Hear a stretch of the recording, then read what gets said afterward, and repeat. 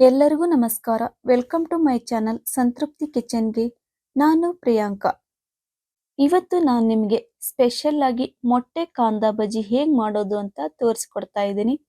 ಎಲ್ಲರೂ ಸಾಮಾನ್ಯವಾಗಿ ಎಗ್ನಿಂದ ಮಾಡುವಂಥ egg rice, egg pakoda, egg biryani, egg masala ಇಂಥವೆಲ್ಲ ತಿಂದಿರ್ತಾರೆ.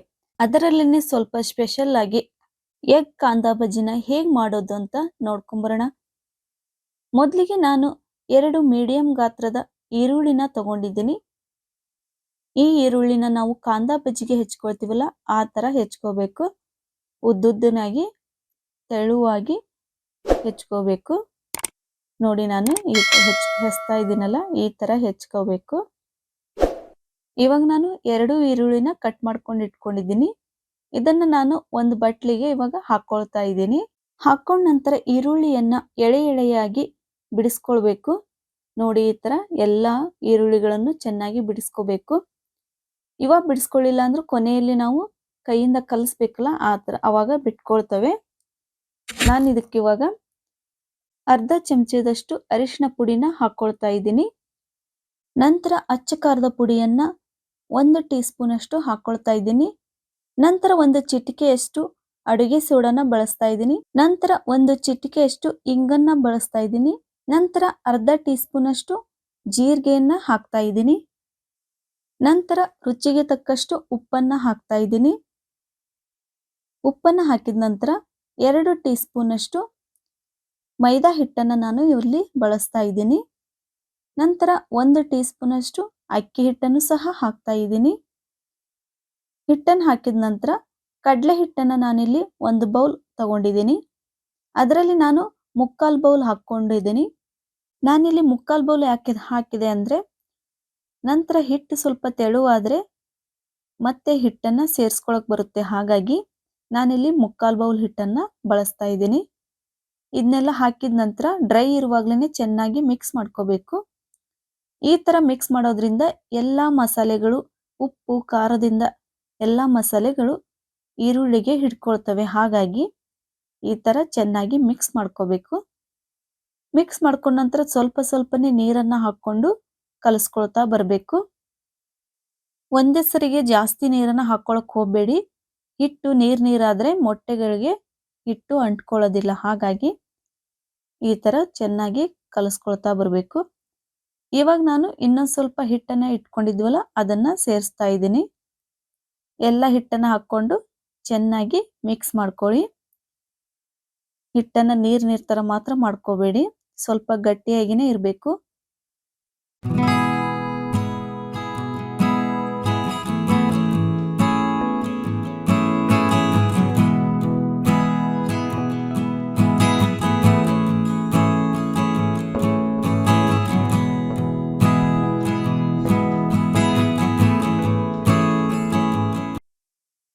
ನೋಡಿ ನಾನು ಇಲ್ಲಿ ತೋರಿಸ್ತಾ ಇದ್ದೀನಲ್ಲ ಈ ಹದಕ್ಕೆ ಕಲಿಸ್ಕೊಂಡ್ರೆ ಸಾಕು.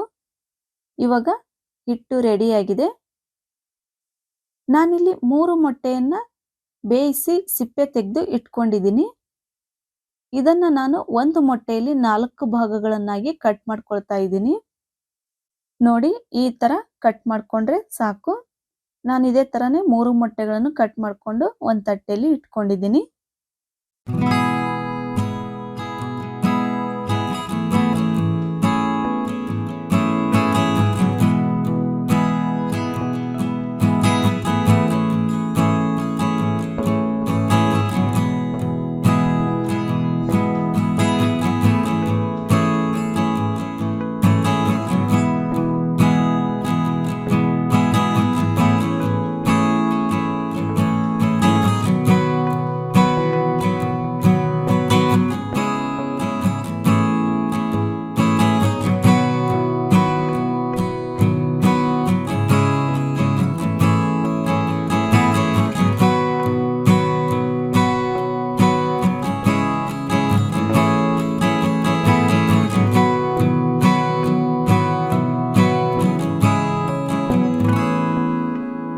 ಮೊಟ್ಟೆ ಕಾಂದಾ ಬಜ್ಜಿಯನ್ನು ಕರಿಲಿಕ್ಕೆ ಎಣ್ಣೆಯನ್ನು ಬಿಸಿ ಮಾಡ್ಕೊಳ್ಳೋಣ.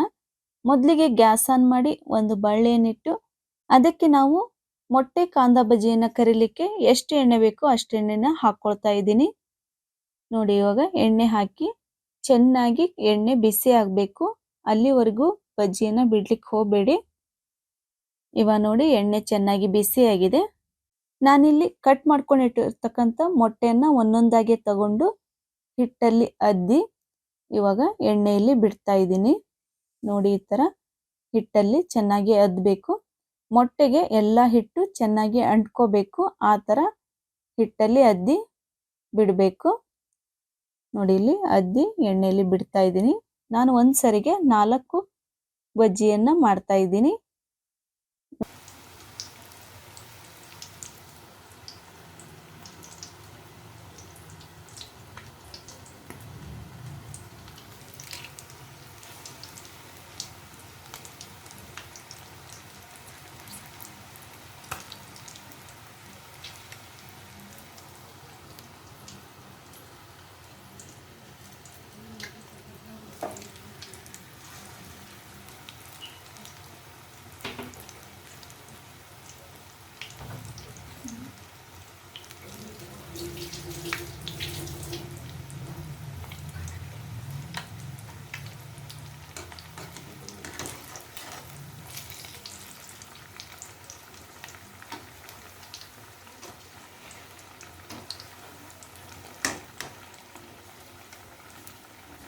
ನೋಡಿ ಎಷ್ಟು ಚೆನ್ನಾಗಿ ಹಿಟ್ಟೆಲ್ಲ ಮೊಟ್ಟೆಗೆ ಅಂಟ್ಕೊಂಡಿದಾವೆ ಅಂತ. ನೋಡಿ ಇವಾಗ 4 ಬಜ್ಜಿಗಳನ್ನ ಬಿಟ್ಟು ತಕ್ಷಣನೇ ಮಗ್ಚಿ ಹಾಕಕ್ಕೆ ಹೋಗಬೇಡಿ, ಹಿಟ್ಟು ಬಿಟ್ಕೊಳುತ್ತೆ. ಹಾಗಾಗಿ ಒಂದು 10 ಸೆಕೆಂಡ್ ಬಿಟ್ಟು ಬಜ್ಜಿಯನ್ನ ಮಗಚಿ ಹಾಕೊಳ್ಳಿ. ಇವಾಗ 10 ಸೆಕೆಂಡ್ ಆಗಿದೆ, ಮಗಚಿ ಹಾಕ್ತಾ ಇದ್ದೀನಿ. ನೋಡಿ ಎರಡು ಸೈಡು ಇದೇ ತರಹನೇ ಚೆನ್ನಾಗಿ ಬೇಯಿಸ್ಕೋಬೇಕು. ನಾವು ಗ್ಯಾಸನ್ನ ಮೀಡಿಯಂ ಉರಿಯಲ್ಲಿನೇ ಇಟ್ಕೊಂಡು ಬೇಯಿಸ್ಕೋಬೇಕು, ಹಿಟ್ಟು ಒಳಗಡೆ ಬೇಯೋದಿಲ್ಲ. ಹಾಗಾಗಿ ನೋಡಿ ಈ ಥರ ಚೆನ್ನಾಗಿ ಒಂದು 5 ರಿಂದ 6 ನಿಮಿಷ ಮೀಡಿಯಂ ಉರಿಯಲ್ಲೇ ಇಟ್ಟು ಚೆನ್ನಾಗಿ ಬೇಯಿಸ್ಕೋಬೇಕು. ನಿಮಗೆ ಬೇಯಿಸ್ಕೊಳ್ಳೋದು ಗೊತ್ತಾಗ್ಲಿಲ್ಲ ಅಂದ್ರೆ ಬ್ರೌನ್ ಕಲರ್ ಬರೋವರೆಗೂ ಮೀಡಿಯಂ ಉರಿಯಲ್ಲಿನೇ ಚೆನ್ನಾಗಿ ಬೇಯಿಸಿದ್ರೆ ಮೊಟ್ಟೆ ಕಾಂದಾ ಬಜ್ಜಿ ಚೆನ್ನಾಗಿ ಬೇಯ್ತವೆ. ನಿಮಗೆ ಬೆಂದಿರೋದು ಸಹ ಚೆನ್ನಾಗಿ ಗೊತ್ತಾಗ್ತದೆ. ಹಾಗಾಗಿ ಬ್ರೌನ್ ಕಲರ್ ಬರೋವರೆಗೂ ಬೇಯಿಸಿದ್ರೆ ಸಾಕು. ನೋಡಿ ಇವಾಗ ಬ್ರೌನ್ ಕಲರ್ ಬಂದಿದ್ದಾವೆ, ಎರಡು ಸೈಡು ಚೆನ್ನಾಗಿ ಬೆಂದಿದ್ದಾವೆ.